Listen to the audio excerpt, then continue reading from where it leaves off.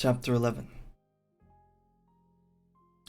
The time now approached for Lady Russell's return. Day was even fixed, and Anne, being engaged to join her as soon as she was resettled, was looking forward to an early removal to Kellynch, and beginning to think of how her own comfort was likely to be affected by it. It would place her in the same village with Captain Wentworth, within half a mile of him. They would have to frequent the same church, and there must be intercourse between the two families. This was against her, but on the other hand, he spent so much of his time at Uppercross that in removing thence she might be considered rather as leaving him behind than going as towards him. And, upon the whole, she believed she must, on this interesting question, be the gainer almost as certainly as in her change of domestic society, in leaving poor Mary for Lady Russell. She wished it might be possible for her to avoid ever having seen Captain Wentworth at the Hall. Those rooms had witnessed former meetings which would be brought too painfully for her, but she was yet more anxious for the possibility of Lady Russell and Captain Wentworth never meeting anywhere. They did not like each other. No renewal of acquaintance now could do any good. And were Lady Russell to see them together, she might think that she had too much self-possession, and she too little. These points formed her chief solicitude in anticipating her removal from Uppercross, where she felt she had been stationed quite long enough. Her usefulness to little Charles would always give some sweetness to the memory of her 2 months' visit there. He was gaining strength apace. She had nothing else to stay for. The conclusion of her visit, however, was diversified in a way which she had not at all imagined. Captain Wentworth, after being seen and unheard of at Uppercross for 2 whole days, appeared again among them to justify himself by a relation of what had kept him away.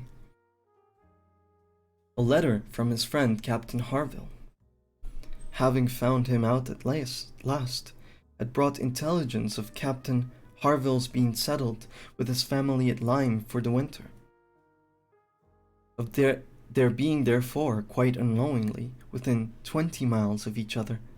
Captain Harville had never been in good health since a severe wound which he had received 2 years before. Captain Wentworth's anxiety to see him had determined him to go immediately to Lyme.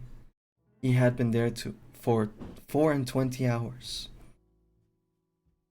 His acquittal was complete, his friendship warmly honored, a lively interest excited for his friend, and his description of the fine country about Lyme so feelingly attended to by the party that an earnest desire to see Lyme themselves and a project for going thither was the consequence. The young people were all wild to see Lyme. Captain Wentworth talked of going there up again himself, as it was only 17 miles from Uppercross, though November, the weather was by no means bad. And in short, Louisa, who was the most eager of the eager, having formed the resolution to go, and besides the pleasure of doing as she liked, being now armed with the idea of merit in maintaining her own way, bore down all the wishes of her father and mother for putting it off till summer. And to Lyme they were to go, Charles, Mary, Anne, Henrietta, Louisa, and Captain Wentworth. The first heedless scheme had been to go in the morning and return at night. But to this Mr. Musgrove, for the sake of his horses, would not consent. And when it came to be rationally considered, a day in the middle of November would not leave much time for seeing a new place. After deducting 7 hours, as the nature of the country required for going and returning. They were consequently to stay the night there and would not be expected back till the next day's dinner. This was felt to be a considerable amendment, and though they all met at the great house at a rather early breakfast hour, and set off very punctually, it was so much past noon before the two carriages, Mr. Musgrove's coach, containing the four ladies, Charles's curricle, in which he drove Captain Wentworth, were descending in the long hill into Lyme, and entering upon the still steeper hill of the town itself. That it was very evident they would not have more than time for looking about them before the light and warmth of the day were gone. After securing accommodations and ordering dinner at one of the inns, the next thing to do was unquestionably to walk directly down to the sea. They were come too late in the year for any amusement or variety which Lyme, as a public place, might offer. The rooms were shut up, the lodgers almost gone. Scarcely any family but the residents left, and, as there is nothing to admire in the buildings themselves, the remarkable situation of the town, the principal street almost hurrying the water. The walk to the Cobb, skirting round the pleasant little bay, which, in the season, animated with bathing machines and company, the Cobb itself, its old wonders and new improvements, with the very beautiful line of cliffs stretching out to the sea of the town, are what strangers' eyes will seek. And a very strange stranger it must be, who does not see the charms in the immediate environs of Lyme, to make him wish to know it better. The scenes in its neighborhood, Charmouth, with its high grounds and extensive sweeps of country, and still more its sweet retired bay backed by dark cliffs, where fragments of low rock among the sands make it the happiest spot for watching the flow of the tide, for sitting in the unwearied contemplation. The woody varieties of cheerful village of Up Lyme, and, above all, Pinny, with its green chasms between romantic rocks, and where the scattered forest greens and the orchards of luxuriant growth declare that many a generation must have passed away since the first partial falling of the cliff prepared the ground for such a state, where a scene so wonderfully and lovely is exhibited, as may more than equal any of the resembling scenes of the far-famed Isle of Wight. Though these places must be visited again, and visited again, to make worth of Lyme understood. The party from Uppercross, passing down by the deserted and melancholy-looking rooms, and still descending soon, found themselves on the seashore. And lingering only, as all must linger and gaze on a first return to the sea. Whoever deserved to look on it at all, proceeded towards the Cobb, if equally their object in itself, and on Captain Wentworth's old account. For in a small house, near the foot of an old pier of unknown date, were the Harvilles settled. Captain Wentworth turned in to call on his friend. The others walked on, and he was to join them on the Cobb. They were by no means of wondering and admiring. Not even Louisa seemed to feel that they had parted with Captain Wentworth for long, when they saw him coming after them, with 3 companions, all well known already by description, to be Captain and Mrs. Harville, and Captain Benwick, who was staying with them.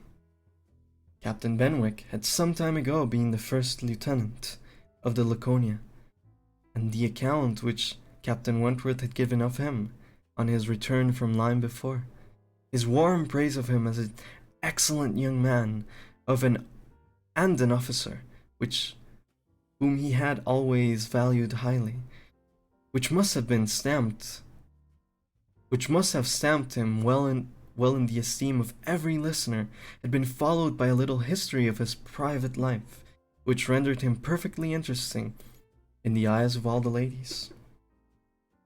He had been engaged to Captain Harville's sister, and was now mourning her loss. They had been a year or two waiting for fortune and promotion. Fortune came, his prize money as lieutenant being great. Promotion, too, came at last. But Fanny Harville did not live to know it. She had died the preceding summer while he was at sea. Captain Wentworth believed it was possible for a man to be more attached to a woman than poor Benwick had been to Fanny Harville, or to be more deeply afflicted under the dreadful change. He considered his disposition as the sort which must suffer heavily, uniting very strong feelings with quiet, serious, and retiring manners, and a decided taste for reading the sedentary pursuits. To finish the interest of the story, the friendship between him and the Harvilles seemed, if possible, augmented by the event which closed all their views of alliance, and Captain Benwick was now living with them entirely. Captain Harville had taken his present house for half a year, his taste, and his health, and his fortune, all directing him to a residence inexpensive, and by the sea, and the grandeur of the country, the retirement of Lyme in the winter, appeared exactly adapted to Captain Benwick's state of mind. The sympathy and goodwill excited towards Benwick was very great. And yet, said Anne to herself, as now they moved forward to meet the party, he has not, perhaps, a more sorrowing heart than I have. I cannot believe his prospects so blighted forever. He is younger than I am, younger in feeling, if not in fact, younger as a man. He will rally again, and be happy with another. They all met, and were introduced. Captain Harville was a tall, dark man, with sensible, benevolent countenance, a little lame, and from strong features and want of health, looking much older than Captain Wentworth. Captain Benwick looked and was the youngest of all the three, and compared to them, a little man. He had a pleasing face and a melancholy air, just as he ought to have, and he drew back from the conversation. Captain Harville, though not equaling Captain Wentworth in manners, was a perfect gentleman, unaffected, warm, and obliging. Mrs. Harville, a degree less polished than her husband, seemed, however, to have the same good feelings, and nothing could be more pleasant than their desire of considering the whole party as friends of their own. Because the friends of Captain Wentworth, or more kindly hospitable than their entreaties for their all promising to dine with them. The dinner, already ordered by the inn, was at last, though unwillingly, accepted as an excuse, but they seemed almost hurt that Captain Wentworth should have brought any such party to Lyme, without considering it a thing of course that they should dine with them. There was so much attachment to Captain Wentworth in all this, and such bewitching charm in a degree of hospitality so uncommon, so unlike the usual style of give and take invitations, and dinners of formality and display, that Anne felt her spirits not likely to be benefited by an increasing acquaintance among his brother officers. These would have been all my friends, was her thought, and she had to struggle against the tendency to lowness. On quitting the Cobb, they went all indoors with their new friends, who found rooms so small as none but those who invite from the heart would think capable of accommodating so many. Anne had a moment's astonishment on the subject herself, but it was soon lost in the pleasanter feelings which sprang from the sight of all the ingenious contrivances and nice arrangements of Captain Harville, to turn the actual space to the best account to supply the deficiencies of lodging house furniture, and to defend the windows and doors against the winter storms to be expected.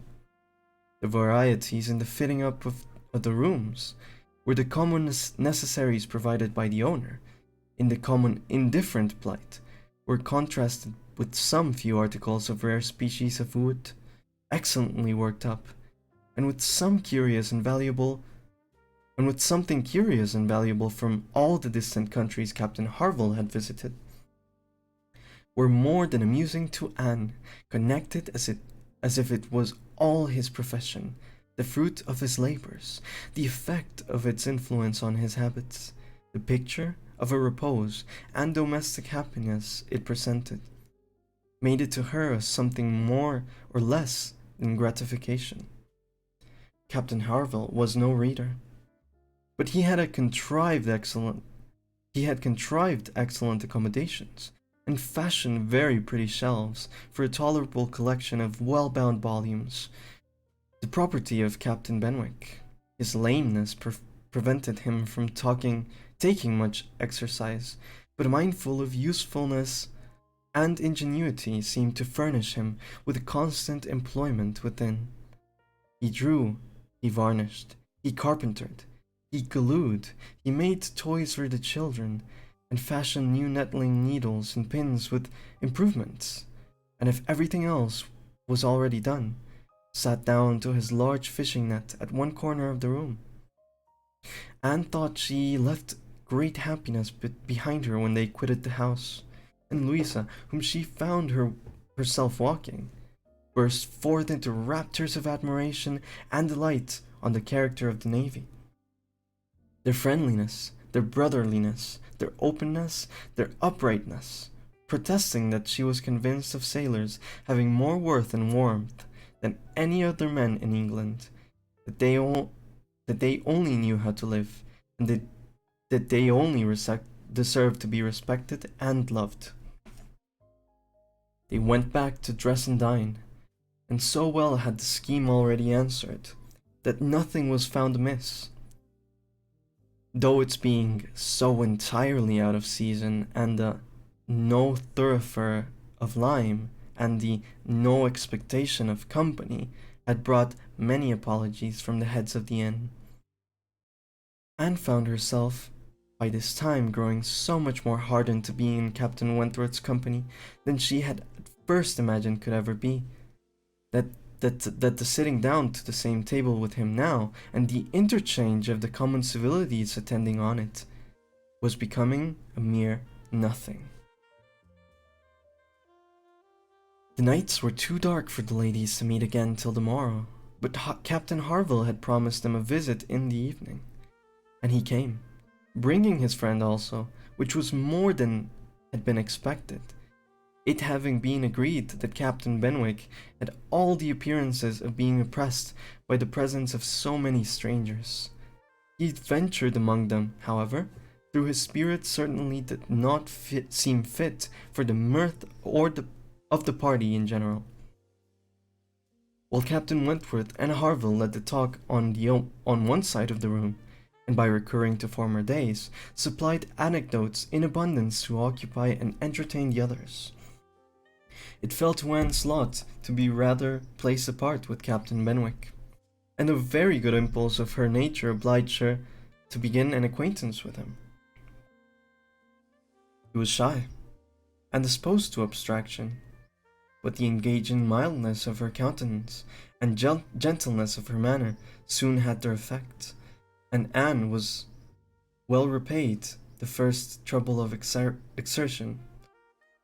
He was evidently a young man of considerable taste in reading, though principally in poetry, and besides the persuasion of having given him at least the evening's indulgence in the discussion of subjects which his usual companions had probably no concern in, she had the hope of being real use to him in some suggestions as to the duty and benefit of struggling against affliction, which had naturally grown out of their conversation.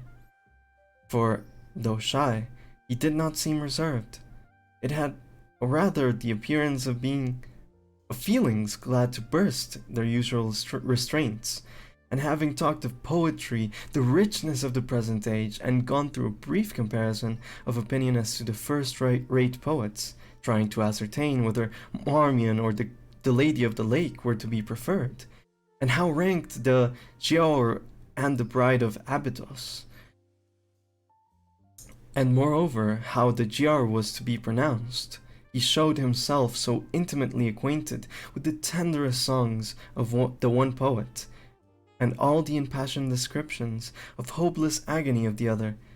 He repeated with such tremulous feeling the various lines which imaged a broken heart, or a mind destroyed by wretchedness, and looked so entirely as if he meant to be understood, that she ventured to hope. To hope he did not always read only poetry, and to say that she thought it was the misfortune of poetry to be seldom safely enjoyed by those who enjoyed it completely, and that the strong feelings which alone could estimate it truly were the very feelings which ought to taste it but sparingly. His looks showing him not pained, but pleased with this allusion to his situation, she was emboldened to go on, and feeling in herself in the right seniority of mind, she ventured to recommend a larger allowance of prose in his daily study, and on being requested to particularize, mentioned works of our best moralists, such collection of the finest letters, such memoirs, of characters of worth and suffering, as occurred to her at the moment as calculated to rouse and fortify the mind by the highest precepts, and the strongest examples of moral and religious endurances. Captain Benwick listened attentively, and seemed grateful for the interest implied, and though with a shake of the head, and sighs which declared his little faith in the efficacy of any books on grief like this, noted down the names of those she recommended, and promised to procure and read them. When the evening was over, Anne could not but be amused at the idea of her coming to Lyme to preach patience and resignation to a young man whom she had never seen before, nor could she help fearing, on more serious reflection, that, like many other great moralists and preachers, she had been eloquent on a point in which her own conduct would bear ill examination. End of chapter 11.